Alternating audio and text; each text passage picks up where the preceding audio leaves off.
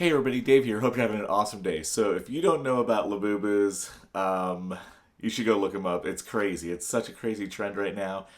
And I have a Labubu, and I have this little mech warrior toy that I found at the thrift store, I believe.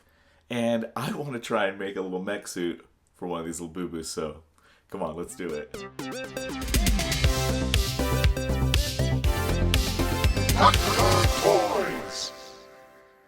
Okay, so in all transparency, I want to just be clear with you that this is a real Labubu. This is my buddy's. He let me borrow it because I just wanted to make sure the size was correct. And this is a fake Labubu, also known as a lafufu. and I bought this for my sister at Christmas time on eBay, and I didn't realize at the time that there were a bunch of fakes of these, and I have since learned. We actually talked a lot about it on my other channel, Toy Rats. If you haven't seen that, go check it out. It's me and my buddy Ray talking about toys. It's pretty funny. I'll leave a link below. But anyways, yeah, so this is a fake, but it's okay because I think I'm going to cut the bottom half of this off so it can fit in the mech suit a little bit better. So, yeah. So here's the mech robot that I found. And I found this at Goodwill probably 2 or 3 years ago, and it's just been sitting around, and this seemed like the perfect project for it. So I really like the scale and size of it. I didn't love this plastic shield, so I'm trying to pop it off. I couldn't get it off, so I just grabbed a heat gun, and it came right off.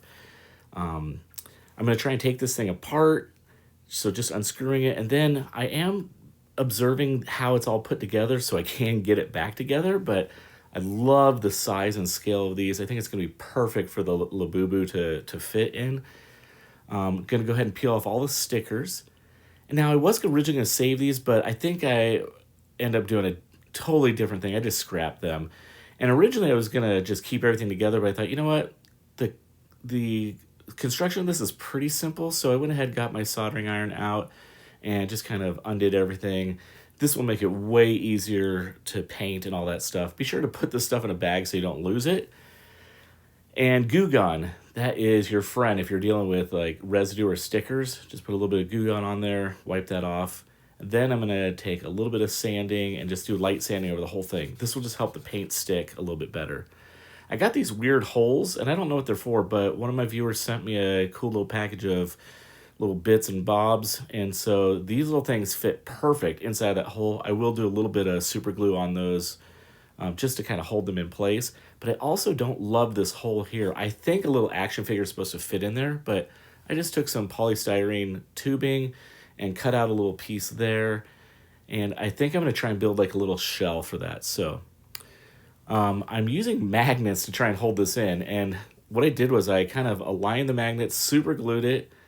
And then I got all the magnets super glued. And then you can see I've got the secondary magnet there that's going to hold it in. And to do this, I just hot glued it inside, and I just carefully drizzled hot glue, let it cool down. I ended up doing a little extra piece there so I could add some like little faux hinges, but in actuality, it's just magneted right there at the bottom. I'll pull it up here, and it's got a nice fit, and it's nice and tight, and yeah, I think that looks cool. Kind of hid that hole. Now on the arms, I don't love how this plastic is molded in between those hoses, so I went ahead and grabbed my Dremel and just started hacking that out. And I thought, oh, this is going to be a pain because I'm going to have to do this 1, 2, 3, 4 times. But I think in the end it was totally worth it, so I'm glad I did it. Now I didn't show the priming, but I did prime this, and then I painted the whole thing this light bubblegum pink. And I looked online at some pink robot schemes, and I liked the combination of a pink, a gray, a little bit of metallic, and some white. So that's what I'm using here. I'm going to take some of the silver and just kind of look at different areas on the robot that I think these little details of silver would be kind of cool. So little screws, little maybe anchor points, hinges, things like that, screw heads. So here I'm just kind of painting all those little things silver. And then while I had the silver out, I started doing the chipping just to give this a little bit of a weathered look. I'm not going to do a wash over the whole thing and grunge out the entire robot because that pink is so clean, but I think a little bit of chipping will be kind of fun. So adding a little bit of touches and hints of white here and there. this is just the arm itself, so I'll kind of replicate this again on the leg. And I'm just kind of thinking through this process as I'm going. I didn't really have a scheme or a plan. It's just kind of looking at the different parts and thinking what I want to do. Painted the hand silver, and then I'm putting a wash over that. The wash really knocks down the silver, so man, I love doing a little wash. Then I got these little blaster cannon things, and they're pretty cool. I'm going to need to drill that out, but they're pretty cheap, so because of the molding, they just left that hollow. So I took a little piece of polystyrene tube to kind of fill that hole, but it was super tight, and it ended up kind of crushing and breaking. So because of that, I'm going to go ahead and take my heat gun, and I'm just going to heat this up. And then once that's heat, it kind of loosens up the plastic, and that thing just popped right in. So that's great. And then I'm going to take my reaming tool, and I'm going to ream out a hole there, spray that silver, and I love it. I'm going to do some washes. This is the back panel for the battery pack, and then I'm going to go ahead and do the cannon, and then I've got this other little piece that goes on the back side of that little door that I made. Now, instead of putting the stickers back on, I drew a couple of little versions of Taikoko, and I think that's Labubu's boyfriend.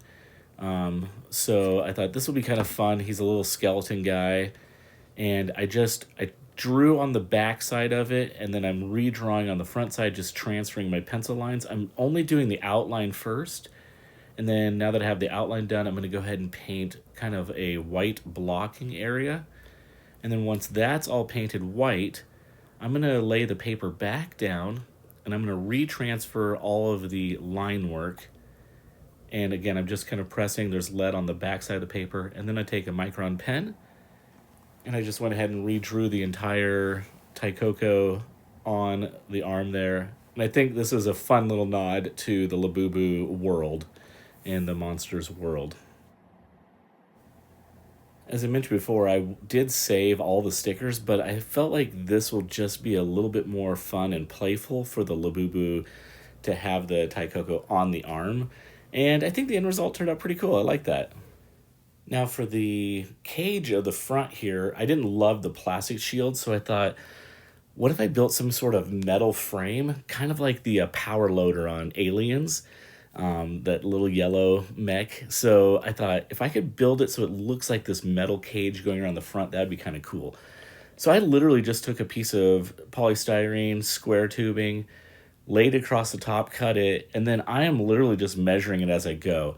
I did take some old zip ties and kind of put them inside wherever I could just to make it a little bit stronger.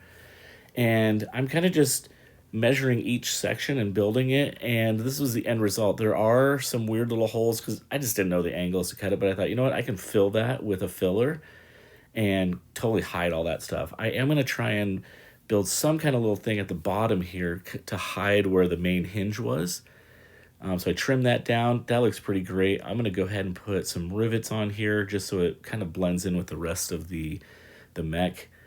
And I'm pretty pleased with how this turned out for for not knowing what the heck I'm doing. It turned out pretty good.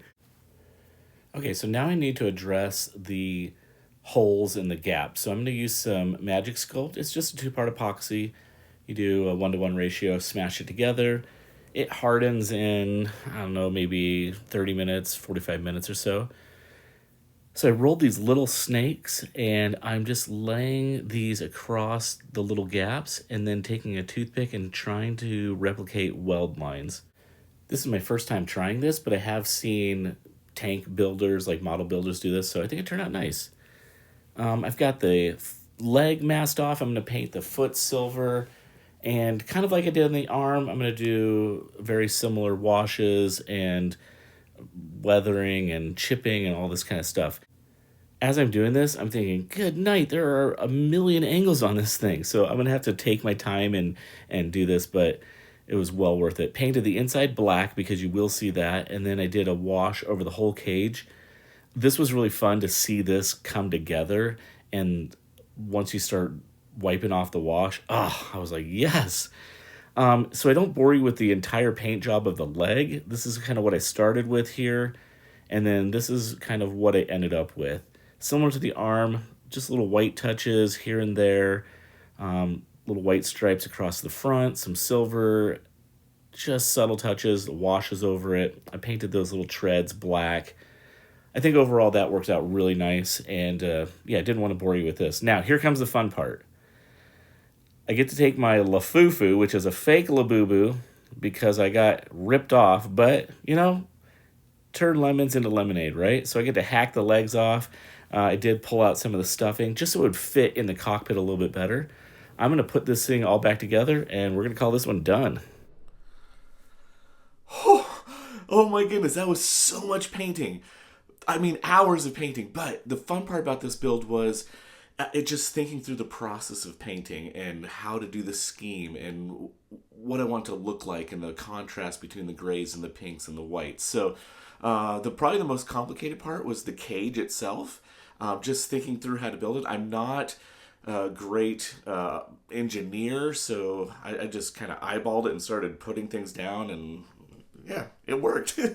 And I really like how it turned out. The best part of this build was, as I was working, like stepping back and looking at one of the pieces and going, this is awesome, this looks so good, and just seeing it all come together. So I'm pleased how this one turned out. Let's do some turnaround shots of this thing, and as always, it's a great day to be a toy nerd. Have a great one.